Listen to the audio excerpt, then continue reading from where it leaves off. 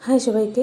সকাল সকাল উঠে চলে এসেছি স্টেশনে, যাব সতী মায়ের কাছে পুজো দিতে দোলের মেলাতে। কল্যাণী ঘোষপাড়া আমি প্রথম যাচ্ছি, তো ট্রেনে উঠে গেছি। ট্রেন থেকে নেমে সবাই একসাথে হয়ে অটোতে উঠে গেছি।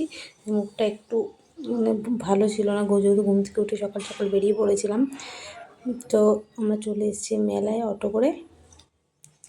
তো অটোর থেকে নেমে এখন হেঁটে যাচ্ছি, কারণ অনেকটা দূরেই নামিয়ে দিয়েছে, বলছে আর নাকি যাবে না। তো এখানে দেখো সব লোকজন ব্যাগ নিয়ে মেলার দিকে যাচ্ছে, অনেকে ওখানে রয়েছেও। তো অনেক ভিড়, অনেক বড় মেলাটা। আমি প্রথমবারই এই মেলায় গেলাম।